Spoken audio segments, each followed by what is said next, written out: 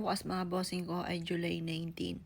Kapag nakakarinig ako ng 19, lagi ko naalala anak ko kasi 19 years old po siya nang siya po'y pumanaw. Pero nung 18 years old po siya, masaya po siya kapag narinig ko lagi itong bidyong ito. Like kung piniplay kapag namimiss ko po siya. Ito nung nag-18 po siya. Kasi mangyari nung nag-19 po siya, hindi na po siya nabigyan namin ng handa. Kasi nga po sinugod naman sa ospital yung aking anak na bunso. Dahil nagkaroon po nga, mataas po yung diabetes din po niya kasi nasa lahi po namin. Ito yung lagi kong piniplay kapag po namimiss ko na yung aking anak. Dati kasi nandyan sila lagi tuwing thank you so much kay mami tsaka kay daddy kasi nandyan sila lagi tuwing tuwing may problema ako, tuwing tuwing namumblema ako, tuwing malungkot ako, lagi tinatanong, anong problema? Ang bless ko kasi may pamilya akong ganon kahit dati. Hindi kayo na-imagine magkaroon tayo ng ganito. May sarili na tayong bahay. May sarili na tayong business. Lagi ako nagdadasal kay Lord na sana matupad yung mga pangarap natin. Kasi ayaw naman natin na ganun-ganun lang yung minsan namamaliit tayo. Pero ngayon, ang saya ko kasi natupad na natin yung mga bagay na gusto natin. Kunyari, nagkaroon tayo dati ng sasakyan. Titignan lang natin yung sasakyan sa SM. Tapos biniwish natin. Sana magkaroon tayo ng ganyan. Tapos ayun na nga, nagkaroon tayo ng sasakyan. Ang bless.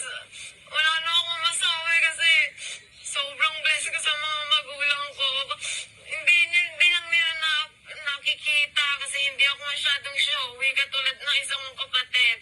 Pero lagi ako nagpapasalamat kay Papa Jesus tuwing bago ko matulog na nagkaroon ako ng gantong pamilya kasi syempre yung ibang mga magulang pinapabayaan yung mga anak nila. Kaya alam ko sa sarili ko, kaya ganun sila sa akin kasi gusto nila may maganda akong marating. So ayun, thank you so much mommy and daddy. I love you so much. Ito lagi ko pong piniplay kapag minsan naisip ko siya, anak, may pagkakasala ba ako sa iyo? Bigyan mo ko ng sign. Tapos bigla na lang umapir po ang video ito na nagpapasalamat po siya sa amin. Pero alam niyo po ba, ako yung tipo ng tao, ako yung tipo ng nanay na kahit wala na akong makain, isusubo ko, sasabihin ko, anak, busog na ako, sige, kumain na kayo.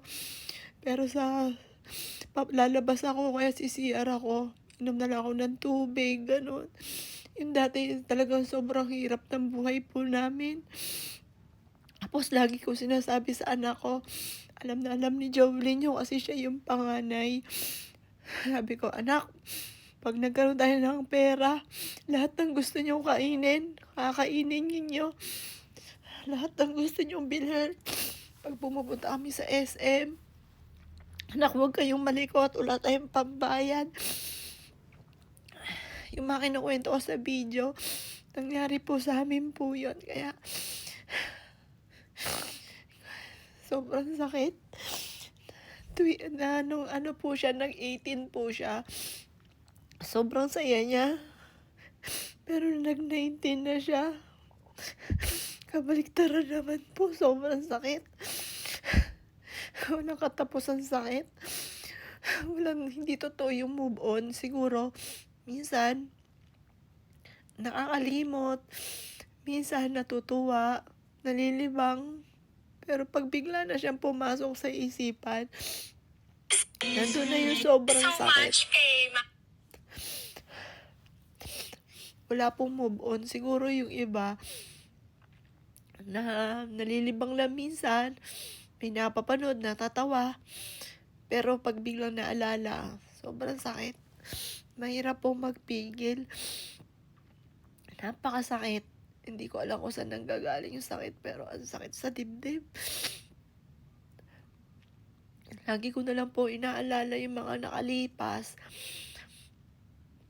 Nung bago po siya mag-19 nung gabi, ano po 'yan, umiyak pa po 'yan kasi parang di ko alam kung gusto ng mag-asawa.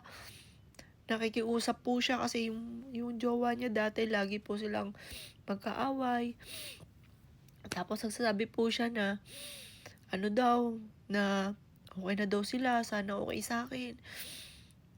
Hindi okey sa'kin kasi nakikita ko talaga na nasasaktan siya, naapektuhan siya. Tapos ano po siya nun, nag-iiyak. Kaya ako pinipigilan ko yung sarili ko kasi nangyari po sa'kin, parang siguro hindi ko lang oras, bigla pong tumigil yung hininga ko, nanuwid po ko. Nung gabi pong yun na magna-19 na siya kinabukasan, nanuwid po ako tapos ang ginawa ng nanay ko, ano po, kinurot po na kinurot yung paa ko tapos pininom po ko ng tubig. Tapos yun natauhan ako, parang feeling ko nun, namatay na ako. Kasi hindi na ako nakahinga, ta's yung tenga ko, toot, gumanon na lang siya. Ta's nanuwid na akong ganyan, tapos natauhan ako. Nung bago po siya bossing, bago po siya mag-19, kinabukasan 19 po yun. Nung gabi nagwawala po yan kasi nga po, para pinakikiusap niya po sa akin yung jowa po niya na na maging okay sa akin. Eh, kasi nga po, hindi naging okay sa akin kasi nalaman ko yung mga pangit na ginagawa sa kanya. Nakikiusap po siya nun. Tapos yun, ah, basta ang ending po nun, sabi ko, "Anak, marami ka pang matatagpuan, hindi lang yan." Sabi ko po sa kanya. Tapos, nung kinabukasan yung anak kong bunso, hindi siya makahinga kasi nga po, parang nagpuyatan po kami, nakikiusap ako sa kanya na bata pa siya, wag mo na siyang mag-aasawa, ganun po mga bossing. Tapos nung kinabukasan yung anak ko naman bunso, sinugod namin sa ospital kasi mataas po yung sugar po niya. Tapos, yun, di namin siya napaghandaan ng 19. Kaya basta mga sumang 9, kasi ako rin po, boss, magpo-45 na po ako. 'Di ba 4 plus 5, 9. Kaya dapat maghahanda ka mga sumang 9, 19, ganyan. O kaya 18, maghahanda ka rin po dyan kasi sumang 9 rin po yan. Sumang 9. Ayan. Ayun, naisip ko lang. Halimbawa, yung naalala ko yung nakalipas namin ni Jovelyn. Minsan isip ko, anak, may pagkakamali ba ako? Pero parang wala akong matandaan talaga. Hindi ko talaga alam. Kasi hindi sakitin si Jovelyn.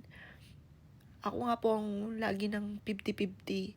Pero hindi talaga ako nagpapa-ospital.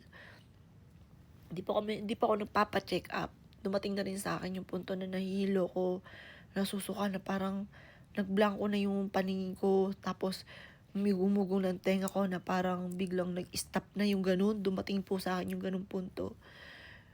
Siguro hindi ko pa lang talaga oras. Kaya po parang naka-recover ako. Kapag naalala ko po yung anak ko, yun, ito lang yung lagi kong piniplay. Ayan po si Jovelyn, no? Ayun po siya, oh. Ayan, tapos pati po yun, yung picture po niya. Lagi ako nandito. Piniplay ko po to. Pagka bago ako mag-video, piniplay ko siya.